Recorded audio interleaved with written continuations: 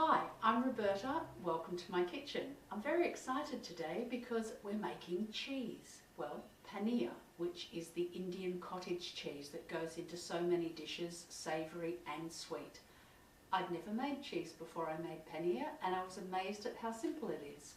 We need some cheesecloth or muslin, we need some full cream milk, and we need some lemon juice. A little bit of heat, a little bit of pressure, a little bit of time, and we have cheese. So the first thing we're going to do is pop the milk on the stove to bring it just to a boil. As soon as it comes to the boil, in goes the lemon juice, off goes the heat. We leave it for a couple of minutes, it curdles, we strain it, we press it, we have paneer to make our malai kofta. Let's get going. So just as our milk comes to the boil, we can see the bubbles forming around the outside, and here it comes. In goes the lemon juice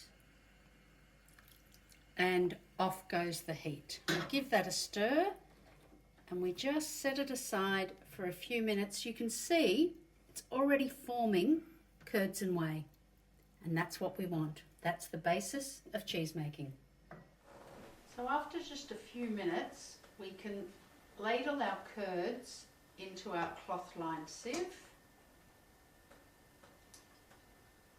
Start by ladling. We can tip them in a minute, but let's just get some of that in there first because it is very hot. Now we're doing this over a bowl rather than over the sink because we want to keep that whey for a couple of reasons. If we were to store our cheese, we can store it in the whey, and also if we haven't been very successful, if we don't get the yield that we expect, we can reheat the whey and add a little more lemon juice. And that's what the Italians call ricotta and the Greeks call mizithra. It's a whey cheese. And that was typically made after the first cheese was made for sale. Then the thrifty farmer who didn't want to waste anything made a second cheese from the ricotta recooked whey. In that goes. Now that whey's looking pretty thin, so I think we've got a good yield. But I have in the past made this and the whey still looked quite white. That's a bit of a telltale that you haven't got as much as you could.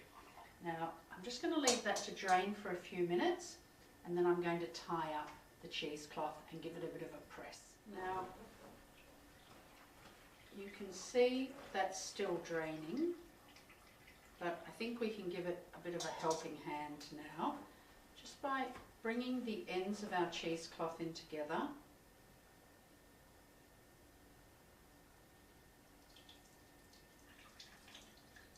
Giving it a gentle squeeze. And it's still too hot for me to squeeze fully. Now we could set up all sorts of gadgets to drain this, to hang it, but we can also just be patient and let it drain a little bit first.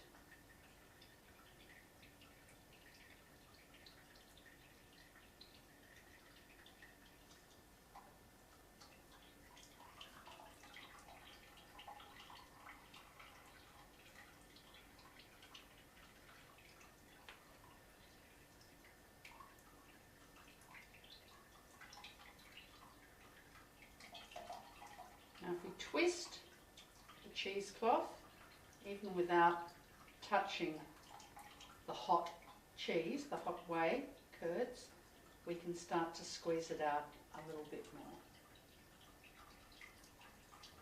Give it a press.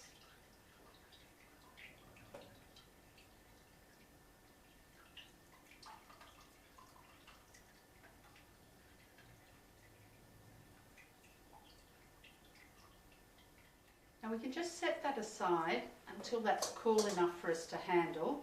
Then we'll give it another squeeze and then we'll press it. So after that's been sitting for a little while, it's cold enough that I can handle it.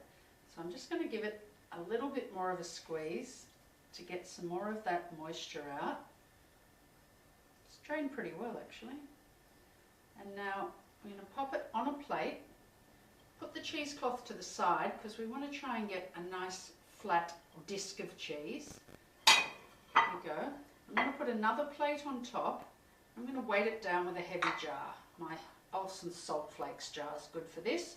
And I'm going to pop that in the fridge for about half an hour and then we'll unveil it. So here we are.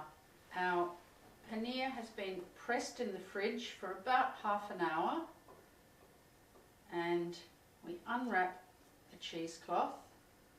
We've got a few bits stuck to the sides there, but there is our nice disc of paneer ready to be crumbled up and mixed with our malai kofta. Happy cooking, happy cheese making.